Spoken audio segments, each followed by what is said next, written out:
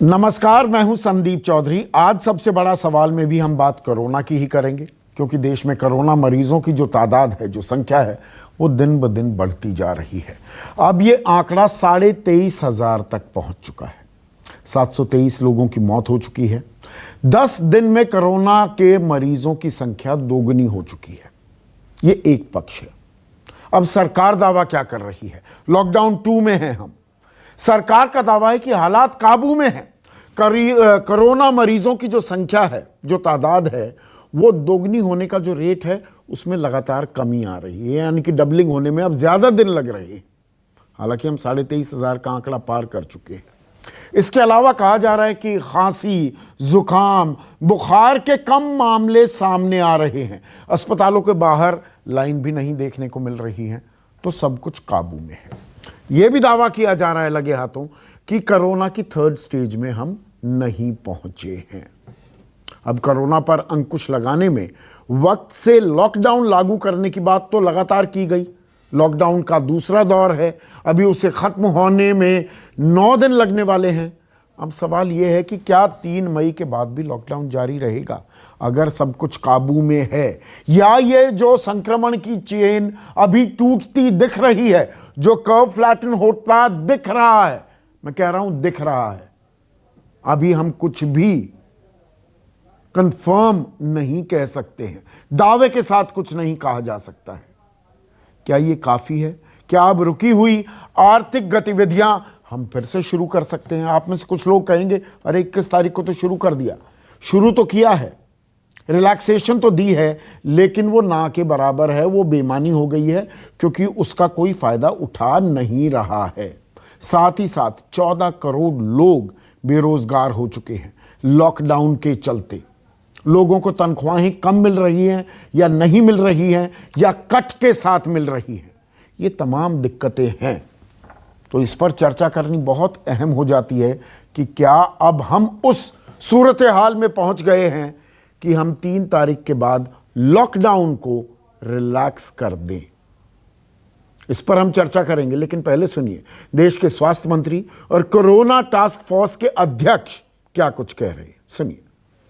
इसलिए बहुत विश्वास के साथ मैं आपके साथ ये बात कहना चाहता हूँ कि सब एक्सपर्ट्स से बात करने के बाद भी, क्योंकि ये हम सब के मन में भय रहता है कि कहीं हम स्टेज 3 में तो नहीं चले गए हैं, लेकिन हम निश्चित रूप से अपने देश को स्टेज 3 में जाने से अभी तक आप सबके सद प्रयासों से उसको बचाकर रख पाए हैं।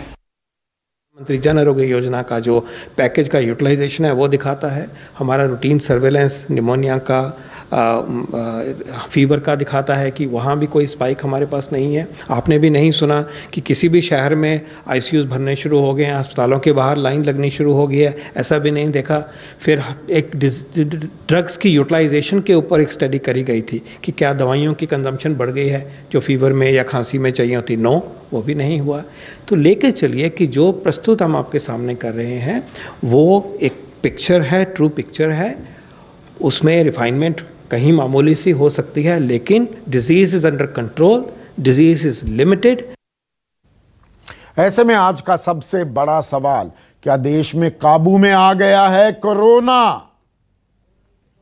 और 3 मई के बाद लॉकडाउन और बढ़ेगा क्या? चर्चा में मेरे साथ बीजेपी के राष्ट्रीय प्रवक्ता नलिन कोहली, कांग्रेस के राष्ट्रीय प्रवक्ता प्रोफेसर गौरव वल्लभ और 3 खास मेहमान। तीनों एक्सपर्ट्स हैं, डॉक्टर्स हैं। मेरे साथ डॉक्टर एम वली लगातार हमारे साथ चर्चा में जुड़ते रहे हैं पिछले 1 महीने से। डॉक्टर अरविंद कुमार चेयरमैन हैं centre for chest surgery Shri Gangaram hospital के, और डॉक्टर MC मिश्रा डायरेक्टर रह चुके हैं एम्स के। और डॉक्टर मिश्रा, शुरुआत में आपसे करूंगा। जो सरकार, स्वास्थ्य मंत्री और टास्क फोर्स के अध्यक्ष जो दावा कर रहे हैं कि अब कंट्रोल में है, काबू में है, डबलिंग रेट कम होता जा रहा है, 5.5 लाख लोगों की हमने टेस्टिंग कर दी है, अब कोई कतारें नहीं दिख रही हैं अस्पतालों के बाहर, तो क्या हम संतोष करें कि लॉकडाउन का असर हो गया है, कोरोना पर हमने काबू पा लिया है, या अभी भी जल्दबाजी होगी ये कहना? नहीं, इसमें देखो ऐसा है कि जो स्वास्थ्य मंत्री कह रहे हैं बिल्कुल उसमें सच्चाई है जो हमारे 1 महीने का अगर आप रिकॉर्ड देखें 25 मार्च से और अब तक का, तो इसमें ज़रूर हम लोगों को कामयाबी मिली है, एक्सेप्ट जो 31 मार्च और 4 शुरू के अप्रैल में जो एक स्पाइक आया था निज़ामुद्दीन के बाद, उसकी वजह से अगर वो नहीं होता तो अब पिक्चर कुछ और ही होती और ज़्यादा कंट्रोल में होता। तो मैं समझता हूँ कि लॉकडाउन से definitely wide spread, community spread बचा है, और लोगों ने जो ये प्रिवेंटिव मेजर्स को ऑब्जर्व किया है, उसकी वजह से कम्युनिटी में जो वाइड स्प्रेड डिसेमिनेशन हमने डेवलप्ड कंट्रीज में देखा, विकसित देशों में देखा, वो भारत में कहीं ना कहीं बचा है। तो इस लॉकडाउन का डेफिनेटली बहुत असर हुआ है, और मैं समझता हूँ कि 3 मई के बाद ऐसा नहीं है कि सब चीज़ें सामान्य हो जाएंगी। कुछ कहीं ना कहीं किसी रूप में रेड जोन्स में जो स्पाइक्स आए हैं सब जगह, जो एरियाज आइडेंटिफाई हुए हैं रेड जोन्स, और तो वो वहाँ पे कुछ ना कुछ रेस्ट्रिक्शंस तो वहाँ पे रहेंगे। तो अच्छी खबर आपके हिसाब से डॉक्टर मिश्रा आती दिख रही है, लगता है हमने काबू पा लिया है। लेकिन डॉक्टर अरविंद जी, एक minute doctor Arvind, and I am not trying to sound like a pessimist doctor Arvind, इस डिस्क्लोजर के साथ मैं ये सवाल पूछ रहा हूं, मैं दूसरा पक्ष भी, दर्शकों के सामने पूरी तस्वीर आनी चाहिए। हमारे ही साइंटिस्ट हैं, हमारे ही शोधकर्ता हैं, उन्होंने इटली और अमेरिका के डेटाज खंगाले थे, और जो उन्होंने आंकड़े बताए वो निकले, वैसा ही सिलसिला हमें अमेरिका और इटली में देखने को मिला। वो डॉक्टर्स, वो शोधकर्ता कह रहे हैं कि भारत में 38,000 लोगों की मौत हो सकती है, और संक्रमण का आंकड़ा 5.5 लाख तक भी जा सकता है। हालांकि वो हर हफ्ते अपने इस डेटा को चेंज कर सकते हैं, ये उन्होंने कहा है। लेकिन मैं दूसरी तस्वीर भी पेश कर रहा हूं। तो 3 तारीख क्या वो आखिरी तारीख मानी जाए, उसके बाद सब नॉर्मल हो जाएगा, या ये एक लंबी जंग है? एक आम दर्शक को आप क्या बताएंगे डॉक्टर अरविंद? देखिए, सबसे पहला बात तो ये बताऊंगा कि अगर कोई भी व्यक्ति ये सोच रहा है कि 3 मई के बाद हम प्री कोरोना वाली जिंदगी में वापस चले जाएंगे, तो यह एक भ्रांति है। वो दिन अभी काफी समय के लिए गए।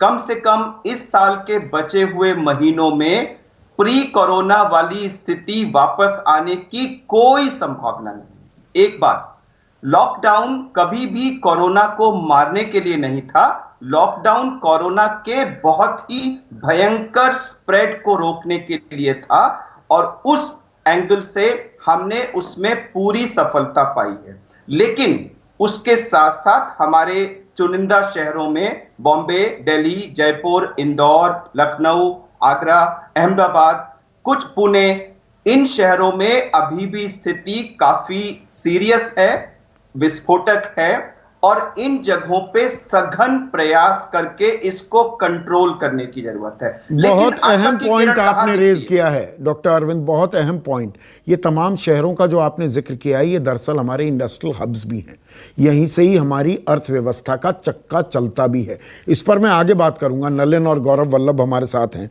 लेकिन डॉक्टर वली, कुछ और बातें भी आ रही हैं। देखिए, संक्रमण के दौर में आदमी परेशान होता है, भयभीत होता है, खौफजदा हैं लोग, घर में बैठे हुए हैं, लेकिन अलग अलग तरह की बातें आती हैं और आदमी मान भी लेता है। आजकल व्हाट्सएप यूनिवर्सिटी बहुत चल पड़ी है, अलग अलग शोध भी आ रही हैं, अलग अलग दावे किए जा रहे हैं एक्सपर्ट्स द्वारा, which are extremely contradictory to each other. मतलब कोई कुछ कह रहा है, कोई कुछ कह रहा है। अब ये कहा जा रहा है, अमेरिका से एक रिसर्च आई कि 21 डिग्री से ऊपर का तापमान हो तो ये वायरस 2 मिनट तक ही जिंदा रह पाता है। तो भाई देश में यहाँ पे हम तो गर्म मौसम में आ गए तो ये चेन टूट जाएगी। फ्रांस में तो ऐसा भी चलने लगा है, एक रिसर्च आई है कि जो सिगरेट पीते हैं, जो निकोटीन बॉडी में जिनके होती है, वहाँ ये वायरस चिपक नहीं पाता है। इस तरह की भी बातें आ रही है। तो आज की तारीख में आम दर्शक, एक आम देशवासी जो लॉकडाउन में है, वो क्या उम्मीद करके रखे? 3 तारीख को रियायत मिलेगी, मिलनी चाहिए, या अभी लंबी लड़ाई? वही शब्द दोहरा रहा हूं जो डॉक्टर अरविंद से मैंने पूछा। डॉक्टर वली,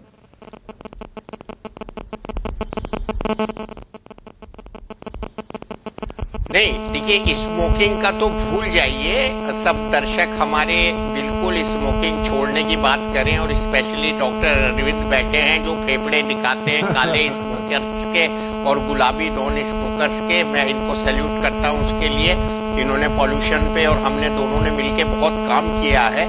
लेकिन स्मोकिंग किसी भी तरह डॉक्टर वली, से माफी चाहूंगा बीच में रोक रहा हूं, बहुत ज्यादा हमिंग आ रही है, वो दर्शकों को आपकी बात बिल्कुल समझ में नहीं आएगी। मैं आपसे कनेक्शन ठीक करवाता हूं अभी। लेकिन नलिन देखिए, अब 3 तारीख को लॉकडाउन खुलेगा नहीं खुलेगा, स्थिति काबू में आ रही है। लोगों ने लॉकडाउन की शर्तों का, ज्यादातर भारतवासियों ने, देशवासियों ने वो पालन भी किया है। लेकिन, और मैं ये लगातार अपने कार्यक्रम में कह रहा हूं, आप भी कई बार आए हैं कि देखिए, हमारी इकलौती प्राथमिकता स्वास्थ्य या हेल्थ केयर नहीं है ये महामारी। हमें खाद्य सुरक्षा, लोगों को खाने के लिए सामान भी चाहिए। करोड़ों लोग अभी दिक्कत में हैं। 11 करोड़ लोग तो ऐसे हैं जो सार्वजनिक वितरण प्रणाली यानी कि पीडीएस में रजिस्टर्ड ही नहीं है, उन तक खाने का सामान नहीं जा पा रहा है। यह एक दिक्कत है। मैं राजनीतिक सवाल नहीं, एक सामाजिक सवाल आपसे पूछ रहा हूं। तो क्या हम 3 तारीख के बाद लॉकडाउन खोलना अभी अफोर्ड कर सकते हैं, या जो हेल्थ केयर के साथ साथ खाद्य सुरक्षा और आजीविका यानी कि रोजगार, 14 करोड़ लोगों ने रोजगार खो दिया है, उस पर भी हम कैसे साथ साथ, ये तीनों चीजें साथ साथ करनी होंगी ना, ये कैसे कर पाएंगे या कैसे करेंगे 3 तारीख के बाद? संदीप जी, आप हमेशा शोध के साथ और जानकारी के आधार पे अपने शोज करते हैं, और आपने जब सवाल भी पूछा तो मेरा भी एक कर्तव्य है। ठीक है, आपने मुझे भाजपा के प्रवक्ता के नाते बिठाया है, लेकिन अपनी बात, उस गंभीर सवाल का एक गंभीर जवाब भी बनता है और उसे देने का मैं प्रयास करूं। पहली बात है कि जो डॉक्टर साहब अरविंद जी और उससे पहले गुप्ता जी ने कहा, ये आम हमारी जिंदगी वापस लौटने में समय लगेगा। तो इस वक्त लिटरली अधिकार की जगह कर्तव्य निभाने वाली एक स्थिति समाज को अब अपनानी होगी। हम संवैधानिक अधिकारों की तो बात, अपने कॉन्स्टिट्यूशनल राइट्स को बार बार रेज करते हैं, लेकिन कॉन्स्टिट्यूशनल ड्यूटीज को भूल जाते हैं जो संवैधानिक हमारे कर्तव्य है। तो उसमें कहीं ना कहीं जो हमें आवश्यकताएं होंगी आज के जमाने में, सोशल डिस्टेंसिंग, थोड़ा दूरी रखना, भीड़ एकदम नहीं करना, भीड़ वाली स्थितियों को अवॉइड करना, ये हमें अपनाना पड़ेगा, क्योंकि इसी में हम लोगों की का भलाई है। स्वास्थ्य वाली बात तो ठीक है, लेकिन सामान्य रूप पर सामान्य जिंदगी वापस लौटने के लिए भी ये अनिवार्य है, जिसको कहते हैं इकोनॉमिक एक्टिविटी, अदर एक्टिविटी, उसके लिए भी, स्कूल हो, कॉलेज हो, इन सब के लिए भी लौटने के लिए हमें ही अपनाने पड़ेंगे कर्तव्य। दूसरी बात जो आपने कहा कि देखिए, बिल्कुल सही आपने अपनाया कि अर्थव्यवस्था की गाड़ी ऑलमोस्ट रुक गई है, सरकार के लिए ही नहीं, सबके लिए। और इसीलिए सरकार के दृष्टिकोण से जो आपने गरीबों की बात की, जो सबकी बात की, पहला जो ट्रांच था 33,000 करोड़ का, वो डिलीवर हो गया। मतलब 8 करोड़ अपने किसानों के बैंक अकाउंट में गए, 20 करोड़ महिलाओं के बैंक अकाउंट में गए, पेंशनर्स के बैंक अकाउंट में गए। क्यों? क्योंकि समझती है सरकार की कुछ प्राथमिकताएं जीवन के लिए चाहिए, भोजन। अब आपने खाद्य सुरक्षा कहा, इसीलिए सरकार ने ओपनिंग अप की जो बात की है, और राज्यों को इसमें अल्टीमेट निर्णय लेना है, क्योंकि ये सारे राज्य के अधिकार क्षेत्र में आते हैं हमारी संवैधानिक प्रणाली में। तो वहां पर एग्रीकल्चर हो, कुछ इंडस्ट्रियल एक्टिविटी, इन सब की तरफ पढ़ने शुरू हो गए हैं, कुछ धीरे धीरे उस दिशा में आ रहे हैं। फिर आपने पीडीएस की बात की। पीडीएस की बात में मैं पहले ही एक लाइन जोड़ दूं कि धन्यवाद पहले हमें देना पड़ेगा हर देशवासी का, जो उन्होंने लॉकडाउन को अपनाया। 125 करोड़ लोग रहे हैं, उन्होंने अपनाया। ये बहुत बड़ी बात है, गंभीर बात है, सरल ये बात है। उन्हीं में से लोगों ने, नॉन गवर्नमेंट ऑर्गेनाइजेशंस, राजनीतिक दलों ने, हमारी पार्टी हो, अन्य लोगों ने भी प्रयास किया है कि जो लोग इस प्रणाली से बाहर हैं उन तक हम कैसे पहुंचे, क्योंकि ये चिंता एक ह्यूमन, मानवीय चिंता। बिल्कुल बिल्कुल, आप ठीक कह रहे हैं, किया भी जा रहा है, लेकिन कुछ जगह नहीं जा पा रहा है, उस पर भी ध्यान देना होगा। प्रोफेसर गौरव वल्लभ स्क्रीन पर। लेकिन प्रोफेसर गौरव वल्लभ, देखिए, बिल्कुल ठीक कह रहे हैं यहाँ पर नलिन कि भाई चीज़ें खोली जा रही हैं, अभी इकोनॉमिक एक्टिविटी स्टैंड स्टिल पर है। अब जो खोली गई हैं, राज्यों पर भी जिम्मेदारी डालने की बात है, राज्यों को अधिकार भी दिए गए हैं। लेकिन जैसा डॉक्टर मिश्रा भी कह रहे थे, डॉक्टर अरविंद ने भी तो खास नाम लिया जिन इलाकों का, वो सारे इंडस्ट्रियल हब्स हैं। वहां पर आपने ग्रामीण इलाकों में अगर कारखाने खोलने की इजाजत भी दे दी, कोई खोल ही नहीं रहा है, क्योंकि बैकवर्ड फॉरवर्ड इंटीग्रेशन है। कच्चा माल आएगा कहां से, माल तैयार भी हो गया तो उसको देंगे कहां पर? या तो पूरा देश खुलेगा, इलाके खोलने से आर्थिक गतिविधियां नहीं खुलने वाली हैं। तो ये बड़ी एक कैच 22 सिचुएशन है आज की तारीख में।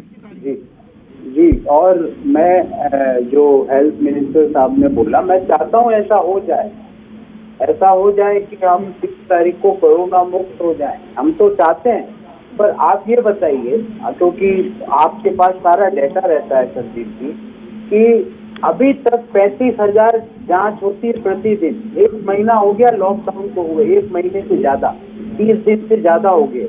प्रतिदिन 35,000 जांच होते हैं। हम एक शहर को कोरोना युक्त बोलते हैं, उसको कोरोना मुक्त बोल देते हैं। क्या 35,130 करोड़ की जनसंख्या पे 35,000 की जांच प्रतिदिन काफी है कोरोना युक्त और कोरोना मुक्त बोलने के लिए? पहला सवाल। दूसरी बात, मेरे जो भारतीय जनता पार्टी के साथी थे, उन्होंने कहा कर्तव्य। सर, कौन सा कर्तव्य निभाए? 12 करोड़ लोग जिसकी नौकरी चली गई, उसको कौन सा कर्तव्य निभाना, आप बता दीजिए आज टीवी शो पे। जो 11 करोड़ लोगों को भोजन नहीं मिल रहा, अन्न नहीं मिल रहा है, दाल नहीं मिल रही, शक्कर नहीं मिल रहा, नमक नहीं मिल रहा, उसको कौन सा कर्तव्य निभाना चाहिए? आपने बोला कर्तव्य निभाना हमको, मुझे बताइए। मैं उन सबको बोलूंगा कि ये कर्तव्य भारतीय जनता पार्टी ने निर्धारित किए हैं हम सबके लिए, हमको ये निभाने हैं। आज बता के जरूर जाना आप कौन सा कर्तव्य निभाना है। वो MSME 4 करोड़ जो एंटरप्रीनियर्स है जो मंदी में चले गए हैं, वो कौन सा कर्तव्य निभाएं? उत्तर प्रदेश में MSME के एम्प्लॉइज को मार्च महीने की 90% एम्प्लॉइज को सैलरी नहीं मिली, वो कौन सा कर्तव्य निभाएं? जो सरकारी नौकरी करते हैं उनको अगले 1.5 साल तक DA में जो बढ़त है उसका फायदा नहीं मिलेगा, वो कौन सा कर्तव्य निभाएं? मुझे बता दो, वो सारे कर्तव्य ठीक है। नलिन रिस्पॉन्ड करना चाहेंगे? Professor Vallabh, professor Vallabh, 1 minute. इतनी लंबी सवालों की जड़ी लगा देंगे तो फिर जवाब नहीं मिल पाते। नलिन रिस्पॉन्ड करना चाह रहे हैं, उंगली उठा रहे हैं। नलिन, मैं गंभीर चर्चा चाह रहा हूं। वल्लभ जी राजनीतिक चर्चा चाल रहे, उनका अधिकार है, वो भी संविधान उनको ये अधिकार देता है। डॉक्टर मिश्रा और डॉक्टर अरविंद आपके साथ 2 एक्सपर्ट्स बैठे हैं। टेस्टिंग की जानकारी राहुल गांधी जी के और कांग्रेस पार्टी के स्टैंडर्ड से तो नहीं तय होगा, ये एक्सपर्ट्स तय करेंगे, क्योंकि उस स्टैंडर्ड से तो सारे MRI मशीन आप जोड़ दीजिए, पता नहीं सबके दिमाग कैसे चलेंगे, आलू डालिए और आपको सोना मिलेगा, उसको अब छोड़ देते हैं। और कर्तव्यों की जो बात मैंने की, मैंने इन लोगों के लिए नहीं कहा। अब एक प्रोफेसर होकर भी वल्लभ जी अगर उसे नहीं समझ पाए तो ये मुझे लगता है उनको अपनी पाठशाला में वापस जाकर सीखना पड़ेगा। मैंने गरीबों के कर्तव्य की बात की ही नहीं। गरीबों की चिंता सरकार कर रही है और करेगी, क्योंकि ये सरकार जो है गरीबों के लिए काम करती है, भाषणबाजी नहीं। 50 साल में सुन लिया हमने भाषण, 5 साल में और हुआ है। बैंक अकाउंट्स का मजाक उड़ाया गया था, मैं डिबेट्स में बैठा हूं, कांग्रेस वालों ने मजाक उड़ाया। क्या है ये जीरो बैंक अकाउंट्स, प्रधानमंत्री जनधन योजना? आज मतलब 33 करोड़ लोगों के अकाउंट में पैसे जा रहे हैं। ठीक है, नहीं तो अगर कांग्रेस के उस रफ्तार से चलते तो 22वीं सदी तक नहीं होगा। नलिन, मैं रोकना चाहूंगा आपको। अभी डॉक्टर वली हैं हमारे साथ, हम गंभीर चर्चा ही करते हैं। राजनीति से हम थोड़ा बचकर चलते हैं, यहाँ पर हम हिंदू मुसलमान भी नहीं करते हैं। डॉक्टर वली, सवाल जो हैं यहाँ पर जो उठकर आ रहे हैं कि भाई टेस्टिंग, अभी डॉक्टर हर्षवर्धन प्रेस कॉन्फ्रेंस की, उन्होंने आज कहा 5.5 लाख टेस्ट हो गए, 30-35 हज़ार टेस्ट हो रहे हैं। ये जो टेस्ट हम कर रहे हैं, क्या ये काफ़ी हैं ये कहने के लिए कि कर्व को हमने फ्लैटन कर दिया है, हालात हमारे काबू में आ गए हैं, डबलिंग रेट हमारा कम होता जा रहा है? क्या इन्हें हम अच्छी खबर के तौर पर देखें या अभी इंतज़ार करना होगा? डॉक्टर वली।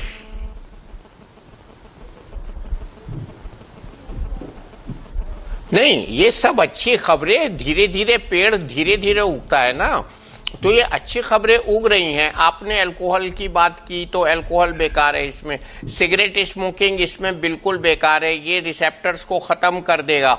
सिगरेट स्मोकिंग जो है ये इसमें जो है, जो इसकी बाइंडिंग रिसेप्टर्स से होती है, वो रिसेप्टर्स जो हैं वो सिगरेट स्मोकिंग से कुछ नहीं होगा उनको। नहीं वो तो मैं उदाहरण दे रहा था डॉक्टर वली कि अलग अलग बातें आ रही हैं। अब अमेरिका के राष्ट्रपति कह देते हैं इंजेक्ट कर लो डिटॉल या लाइसॉल, मतलब ऐसी बेवकूफाना बात भी कर जाते हैं डोनाल्ड ट्रंप। मैं वो अलग कह रहा था। मेरा सवाल ये है कि जिस स्टेज पर हम हैं, क्या ये संतोषजनक स्टेज है? सीरियस बात जी जी बिल्कुल है। और मैं आपको कहूं, हमारा जो इस वक्त की प्लानिंग है वो identify, isolate, test and treat की स्ट्रेटेजी जो चल रही है।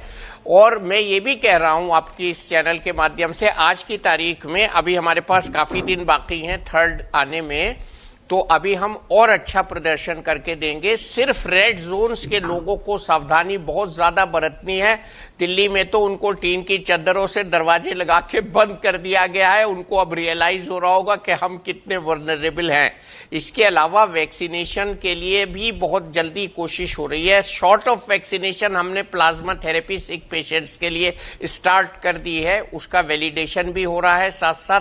और कई पेशेंट्स, 4 पेशेंट्स का आज एग्जाम्पल दिया, एक प्राइवेट हॉस्पिटल का 5 पेशेंट इन हैंड है। मध्य प्रदेश में भी परमिशन मिल गई है। सब चीज अंडर कंट्रोल है। इसमें हम लोग अंडर कंट्रोल नहीं है बस। आप बिल्कुल ठीक कह रहे हैं। मैं ये कह रहा हूं, ये नेशनल इमरजेंसी के पर्सपेक्टिव से देखना चाहिए सिचुएशन को, नॉट लाइक नॉर्मल कंडीशन।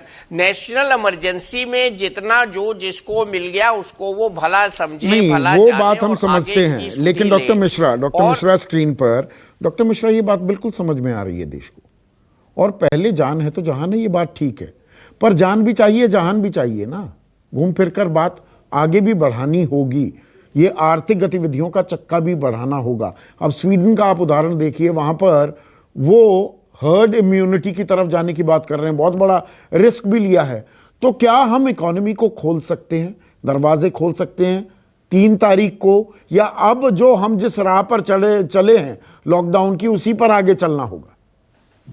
बिल्कुल, मैं समझता हूं कि हम अभी, जैसे डॉक्टर वली ने कहा, हमारे पास 3 तारीख आने में भी समय है और उसमें भी क्या गेन्स होते हैं इस लॉकडाउन के, वो सामने आ जाएंगे। और मैं ये समझता हूं कि टोटल लॉकडाउन से ज़रूर थोड़ा सा हटेंगे और कंट्रोल्ड वे में, बहुत गार्डेड वे में इंडस्ट्री को, जो भी इंडस्ट्री खोली जा सकती है, लेबर उपलब्ध है जहाँ पे, और शुरुआत फिर से प्रोडक्शन शुरू किया जा सकता है। ऑलरेडी कुछ प्रक्रिया कहीं कहीं शुरू हुई है और जगहों पे भी गार्डेड वे में कॉशियसली उसको जरूर मैं समझता हूँ अलाउ किया जाएगा। क्योंकि नहीं डॉक्टर साहब, वो आपका एक्सपर्टीज का एरिया नहीं है, उसमें बहुत सारी बातें बीच में अड़ जाती हैं, तो वो आर्थिक गतिविधियों का चक्का पूरा चल नहीं पाता है। कुछ जगह खोल देंगे, कुछ जगह नहीं खोलेंगे, तो वो बेईमानी हो जाता है। लेकिन डॉक्टर अरविंद, मुझे ये बताइए, हम जो ये फेज्ड वे की बात कर रहे हैं ना, 700 से ज़्यादा ज़िले हैं देश में,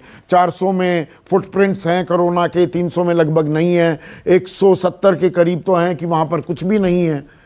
तो ये खोलने की जो प्रक्रिया भी है, ये कैसे किया जाएगा?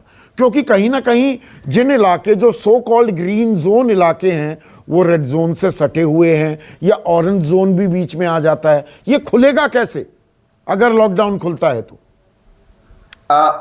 पहले मैं 1 मिनट लेके, जो हमारे मित्र ने ये बहुत सारे बात गिनाई थी कि इतने करोड़ लोगों के पास नमक नहीं है, ये नहीं है, ये नहीं है। मैं एक छोटी सी चीज, देखिए, मैं ना किसी पार्टी का मेंबर नहीं हूं, ए पॉलिटिकल डॉक्टर हूं, केवल हेल्थ एंगल से बात कर रहा हूं कि इटली जैसे देश में जहां 6 करोड़ की आबादी है, 25,000 से ऊपर डेथ्स हुई हैं, आप उसको 130 करोड़ पे प्रोजेक्ट करिए तो आप लाखों में डेथ। तो जब हम ये बात करते हैं कि इतने करोड़ की नौकरी चली गई, इतनी चली गई, मैं ये कहना चाहता हूं कि सर, ये भूचाल, सुनामी वगैरह से भिन्न है।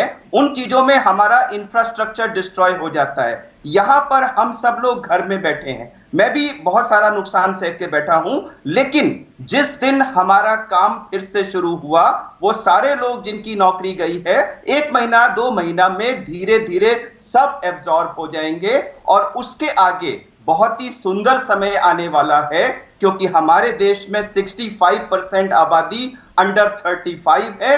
पूरे विश्व का अब हम पर विश्वास हो रहा है कि हम विश्वास पात्र लोग हैं। India is emerging as a वो अभी वो बहुत दूर की कौड़ी है डॉक्टर अरविंद, वो बहुत दूर की कौड़ी है। पर जो आपने बात कही, गौरव वल्लभ रिस्पॉन्ड कीजिए, आपके पास 40 सेकंड है। मैं डॉक्टर साहब की सारी बातों से पूर्णतः सहमत हूँ डॉक्टर साहब, और मैं तो चाहता हूँ जो आपने बोला वो 100% हो। पर आप ये बताइए 3 महीने 4 महीने बाद जब चीजें ठीक होगी, आज 20 करोड़ लोग रोज कमाते हैं, रोज खाते हैं, उनको अगर आप ग्रेन्स नहीं दोगे, नमक नहीं दोगे, दाल नहीं दोगे, जिनका राशन कार्ड नहीं, वो कैसे जीवित रहेंगे डॉक्टर साहब? जिन लोगों ने नौकरी खोई है सर, वो रोटी नहीं खाएंगे तो कोरोना की जगह भूखमरी से मर जाएंगे सर। तो मैं ये कहना चाहता हूँ, बाकी आपकी सारी जो आपने अच्छी बातें बताई, ईश्वर करे आपके मुंह में सरस्वती बैठी हो और सब अच्छा हो जाए, मैं तो ये कह रहा हूँ। जी नलिन, लास्ट कमेंट। 11 करोड़ से 20 करोड़ हो गए लोग एक ही प्रोग्राम के चलते चलते। इस देश में आपने कोई फूड के लिए मारामारी देखी? यूएसए में दिखते हैं वो विजुअल्स, हमने सब देखे।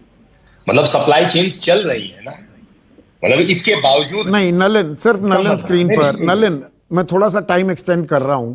मैं एक सिर्फ आपको स्टडी बता देता हूं, मैंने क्योंकि उस पर कार्यक्रम भी किया। स्वान है एक स्टैंडर्ड वर्कर्स एक्शन नेटवर्क, और उसमें 51% जो लोग हैं दिहाड़ी मजदूर जो हैं 1 दिन का राशन, 72% के पास 2 दिन का राशन, 96% के पास कोई सरकारी राशन लॉकडाउन के 2 हफ्तों में नहीं पहुंचा।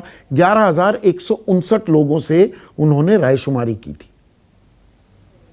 उतना ही मैं आपसे कह सकता हूं संदीप जी, मैं आपके स्टडी को नजरअंदाज नहीं कर रहा हूं, बिल्कुल कह रहा हूं कई जगह प्रॉब्लम्स हुई होंगी, लेकिन हर चीज टाइमलाइन चेंज हो रही है। मैं आपसे कह सकता हूं टीवी चैनल्स पे बैठा हूं, मेरे पास फोन आया, मैंने एनजीओज को फोन किए, उन्होंने कंफर्म किया राशन पहुंचे।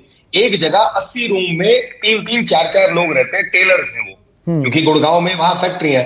तो ऐसा नहीं है, मैं ये नहीं कह रहा कि बीजेपी, मैं कह रहा हूं लोगों ने काम किया है और समाज ने इसको दिलाए, सरकार ने अपना काम किया। बिल्कुल, सबको काम करना होगा। दिक्कत सबकी है, पूरे देश के सामने संकट काल है। अब देखना ये होगा 3 तारीख को और कुछ रिलैक्सेशंस मिल पाती हैं या नहीं। अगर हम कर्व को फ्लैटन भी कर रहे हैं तो साथ ही साथ जान है तो जहान भी हमें संभालना होगा। इसी उम्मीद के साथ आप सभी का बहुत बहुत शुक्रिया। नमस्कार। अगर आपको हमारा ये वीडियो पसंद आया हो तो इसे लाइक और शेयर जरूर करें। अगर इस वीडियो पर आपकी कोई राय है तो नीचे कमेंट भी कर सकते हैं। और हाँ, देश और दुनिया की तमाम खबरों से वाकिफ रहने के लिए अभी सब्सक्राइब करें न्यूज़ 24 का YouTube चैनल। न्यूज़ 24, निष्पक्ष खबरें।